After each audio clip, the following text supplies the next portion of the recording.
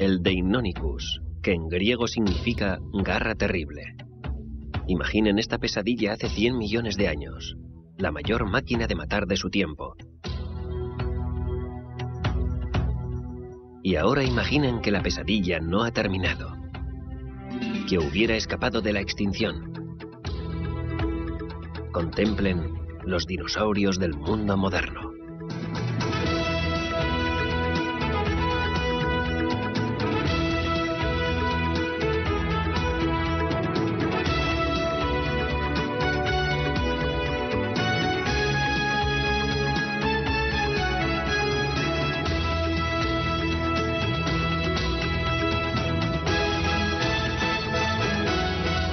Paleomundo.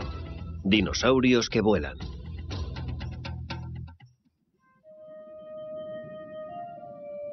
Hace 170 millones de años, una laguna cubría este llano de Wyoming. El tiempo la hizo desaparecer lenta y gradualmente. ¿Qué secreto se llevó con su muerte aquella laguna? Larry Martin, de la Universidad de Kansas, ha venido hasta aquí en busca de esos secretos.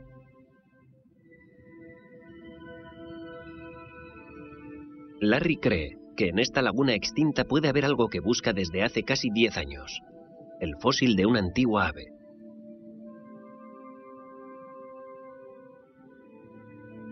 Un fósil que podría aclarar un misterio que ha dividido a los paleontólogos durante más de un siglo.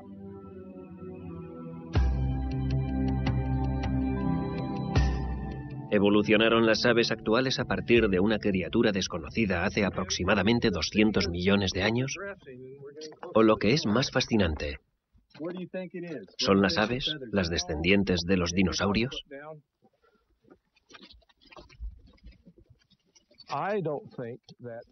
Creo que no existe prueba real alguna de que las aves derivaran de los dinosaurios.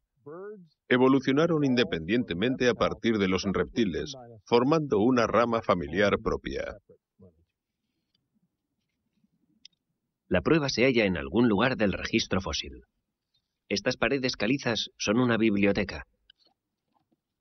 Los sedimentos depositados en la laguna durante millones de años han ido escribiendo toda una enciclopedia de la vida, día a día, página a página.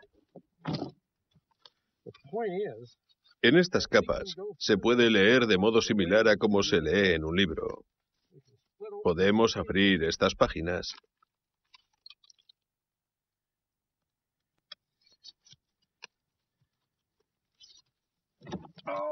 Están bien pegadas.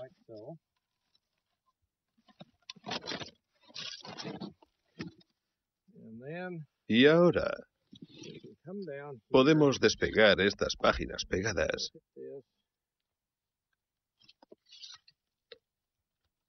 Y mirar en su interior. Podemos leer página por página, exactamente como en un libro. En esta página en concreto hay montones de insectos costeros. Aquí hay uno. Aquí hay otro. Aquí hay otro.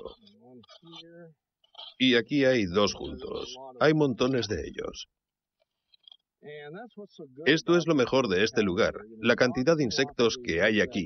Insectos que vivieron en lo que fue una orilla. Y en esa orilla, a buen seguro, vivieron también aves. Esto es un juego de azar.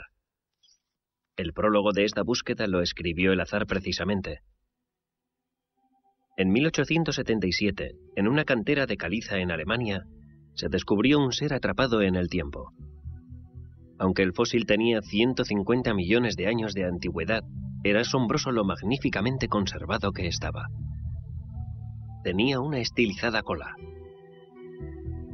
boca con dentadura de reptil y garras en el extremo de lo que parecía ser un ala. Pero lo más digno de ver eran unas plumas, grabadas con asombrosa nitidez en la piedra. Era un ser mitológico al que se llamó Archaeopteryx, pluma antigua, mitad ave, mitad de reptil. Thomas Huxley, brazo derecho de Darwin, estaba decidido a anteponer la ciencia al mito. Si reptiles y aves estaban emparentados, debía haber un eslabón intermedio, Huxley estaba convencido de que ese eslabón eran los dinosaurios. ¿Por qué? Por varias semejanzas claras. Las aves son bípedas, como los dinosaurios carnívoros más veloces. Ambos tienen huesos huecos, 3 dedos orientados hacia adelante y uno posterior orientado hacia atrás. La misma articulación tibiotarsiana y el mismo hueso coxal, que en algunos dinosaurios se arquea exactamente como en las aves. Estos razonables argumentos no convencieron por falta de pruebas, pero casi un siglo después resurgieron con renovada fuerza.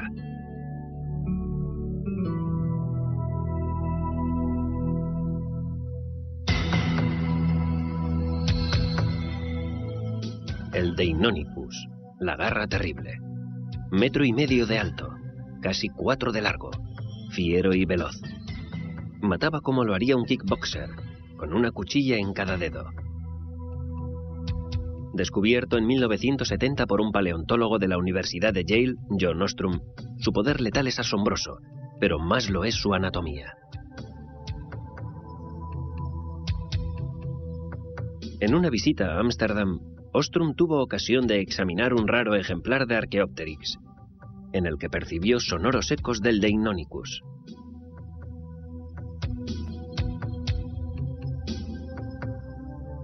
Salvo en tamaño, los dedos y garras del Deinonychus y el Archaeopteryx son casi idénticos. Toda la comunidad científica se rindió a esta evidencia. ¿Eran las aves modernos dinosaurios? ¿Escapó el Deinonychus de la extinción siguiendo su camino hacia el futuro? Un siglo después, el debate continúa abierto.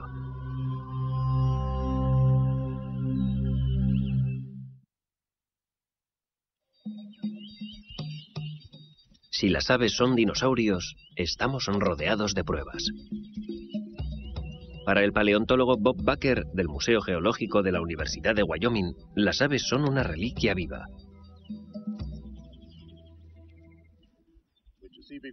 Esto no es otra cosa que un cuello y una cabeza de dinosaurio en acción.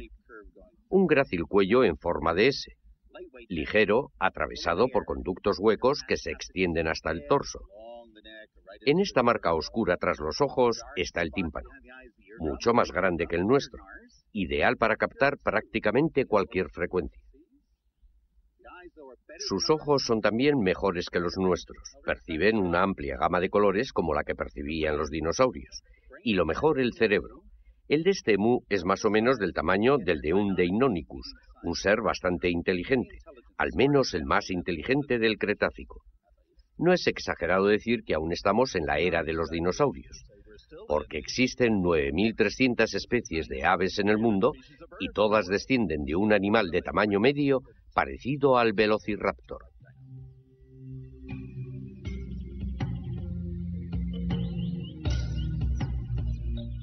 Bob Baker no tiene la menor duda al respecto. De los primeros reptiles de sangre fría surgieron los dinosaurios. Le siguieron los bípedos de la familia del Velociraptor, que dieron lugar a seres como el Archaeopteryx, antecesores directos de las aves. Si Bob está en lo cierto, el Día de Acción de Gracias nunca será lo mismo. Me encanta hacer esto todos los días de Acción de Gracias. Vosotros creéis que esto es un pavo, pero no. Es un dinosaurio, un raptor. Y puedo demostrároslo. Estas manos de pavo son un artefacto francamente prodigioso. Tienen un pulgar y los dedos pegados el uno al otro, un medio y un índice que juntos forman un eslabón giratorio. Ningún otro animal actual posee esta peculiaridad salvo las aves. Y ahora, a título didáctico y educativo, aquí tenéis la mano de un dinosaurio. Un pulgar, 2 dedos pegados y arriba una articulación hacia adelante y hacia atrás. Podría ser perfectamente la mano de un pavo mal educado que nos señala con el dedo. Pero esperad, aún hay más. En el extremo inferior de la espinilla está la articulación tibiotarsiana. Gira así. Es un gran tendón que flexiona el pie hacia atrás, así.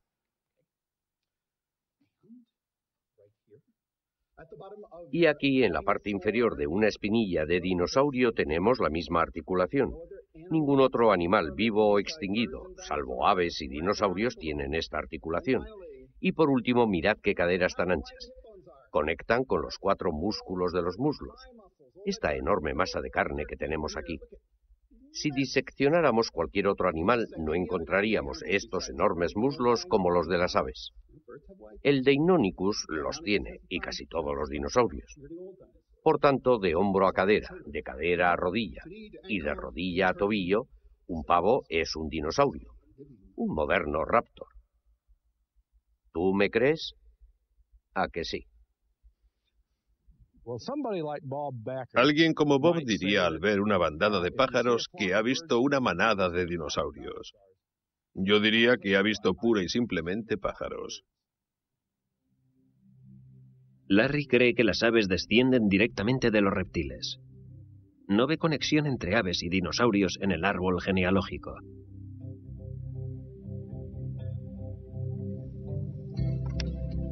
Larry formula su teoría basándose en criterios cronológicos.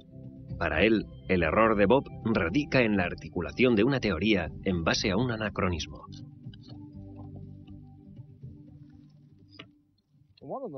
Uno de los principales fallos de la teoría de los dinosaurios es que los dinosaurios que se comparan con el Archaeopteryx, el Deinonychus, por ejemplo, son todos más jóvenes que el Archaeopteryx. Es difícil que alguien sea más viejo que sus abuelos. El Archaeopteryx tiene 150 millones de años. El raptor más antiguo que se conoce es 50 millones de años más joven. Mientras no se descubra un raptor más viejo, la teoría no cuadra.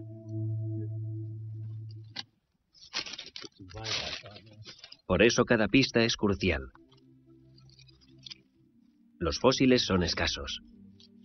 En 1984 se produjo un hallazgo que llenó de esperanza a Larry Martin. En la pequeña localidad tejana de Post se hallaron 7 huesos de un animal al que se llamó Protoavis, ave primitiva.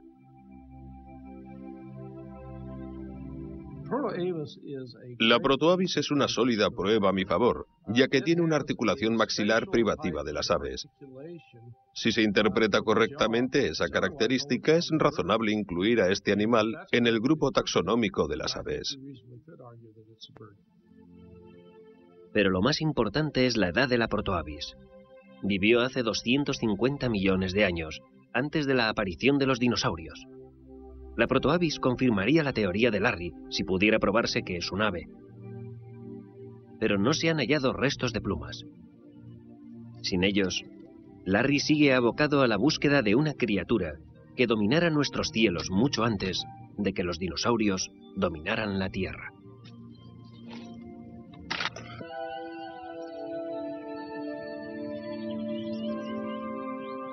Pero las pistas que Larry busca pueden no estar en la Tierra, sino en el reino de las aves, en el aire. El vuelo es su seña de identidad primordial. Sabemos que el raptor era un animal sumamente veloz, pero ¿pudo haber llegado a alzar el vuelo? ¿Es posible? ¿Volaron alguna vez los dinosaurios?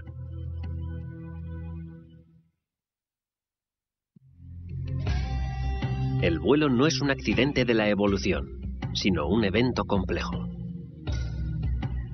Volar exige tener plumas para dominar el medio aéreo. Además, hay que especializar esas plumas para el vuelo. ¿Reunía algún dinosaurio los requisitos básicos para volar? Bob Baker cree que sí. Esto es un raptor de 5 días. Bueno, es un emú, pero un pequeño raptor sería muy parecido a esto. Parece lógico pensar que las plumas surgieron como un aislante térmico para crías. Así que en algún punto de la evolución pudo existir un Deinonychus con plumas. El raptor tenía unas poderosas y afiladas garras, o sea, podía trepar. El raptor tenía también un dedo adicional tras los dedos principales. Podía aferrarse a la superficie de los árboles a los que podía también trepar. ¿Por qué es importante esto? Porque las aves vuelan. Para sus primeros vuelos necesitan una base de despegue, un árbol. Y para subir a él necesitan manos o pies trepadores. El raptor tenía ambos. Una vez en el árbol podía experimentar extender sus miembros e intentar planear. Y entre planear y volar hay solo un pequeño paso. Es fácil imaginar el salto evolutivo entre un raptor en un árbol y un ave en vuelo. Pero para Larry, imaginar a un Deinonychus en un árbol era una idea quimérica. Esto es un halcón. Y como se puede ver, su cuerpo es así, achatado.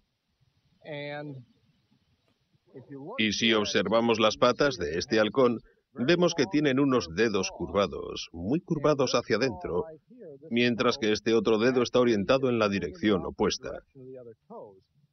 Es un dedo que podríamos llamar de orientación trasera. Bob Baker sostiene que algunos dinosaurios se parecían a este halcón, que el Deinonychus trepaba a los árboles y se aferraba a las ramas. Pero el Deinonychus tenía más o menos mi tamaño. Si ustedes son capaces de imaginarme a mí aferrado a una rama con mis extremidades inferiores, seguramente creerán al Dr. Baker. ¿Se imaginan ustedes a este animal trepando a un árbol con brazos y piernas en esta posición? Porque esa era su posición, una posición fija. De modo que tendrían que haber trepado así, y una vez en el árbol y dispuestos a saltar, tampoco tendrían una anatomía como la del Archaeopteryx, del cual tengo aquí una réplica. Quizá no muy buena, pero suficiente. Esta anatomía podía proporcionarle empuje. Pero ¿se imaginan a este animal saltando de un árbol con este cuerpo estrecho y comprimido? Caería en picado. Pero además, la posición fija de sus brazos dificultaría aún más su vuelo.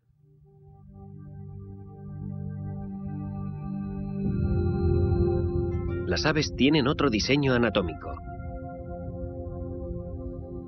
Una espoleta se extiende de hombro, proporcionando sujeción a las articulaciones que, a su vez, posibilitan el movimiento de las alas hacia arriba y hacia abajo.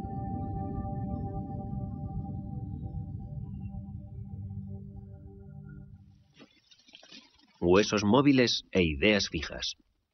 Desde premisas opuestas, Bob y Larry prosiguen cada cual su búsqueda. Uno tras un raptor, el otro tras una antigua ave. Pero pese a la disparidad de sus teorías, a ambos les guía un mismo fundamento evolutivo.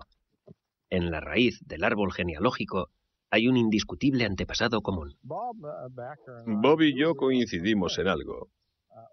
Por ejemplo, en que el antecesor de las aves pertenece a una subclase de reptiles llamados arcosaurios.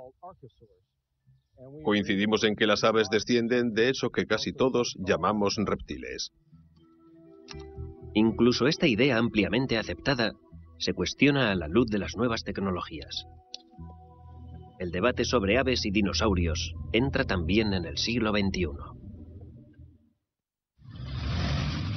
Trafalgar Square, en Londres, es un gran centro de reunión de aves. O de dinosaurios, que diría Bob Baker. Brian Garner, del King's College, cree firmemente que estas aves son terópodos raptores, con la misma facilidad para obtener alimento que hace 100 millones de años.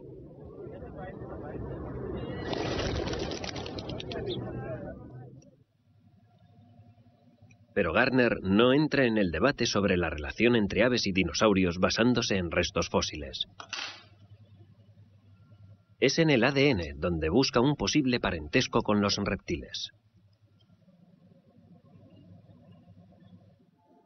Para averiguar quién está emparentado con quién, comparó muestras de ADN de aves, reptiles y otro animal de sangre caliente, un mamífero. Los resultados fueron sorprendentes. Si aves y dinosaurios descendieron de los reptiles hace unos 270 millones de años, el ADN de aves y reptiles se asemejaría mucho. Pero no es así. De hecho, el ADN de las aves se asemeja más a otro grupo de sangre caliente, al de los mamíferos. Por tanto, las aves están más emparentadas con otros animales de sangre caliente que con los reptiles. Las aves son animales ágiles, ligeros. Pero como seres de sangre caliente, ¿les une quizá algún parentesco con posibles dinosaurios de sangre caliente? Esto rompe definitivamente con la idea de que los dinosaurios fueran reptiles. No pudieron serlo. Son parientes de sangre caliente de las aves. No se puede pensar en los dinosaurios como grandes reptiles, como pesadas criaturas reptantes. Son antecesores de sangre caliente de las aves. O quizá no. Tal vez la respuesta se oculte en el que sería el mejor de los fósiles.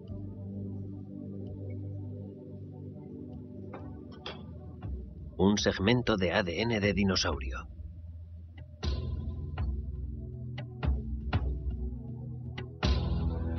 Mientras parte de esta rama de la ciencia siga siendo ciencia ficción, seguirá también el debate en torno a la relación entre aves y dinosaurios.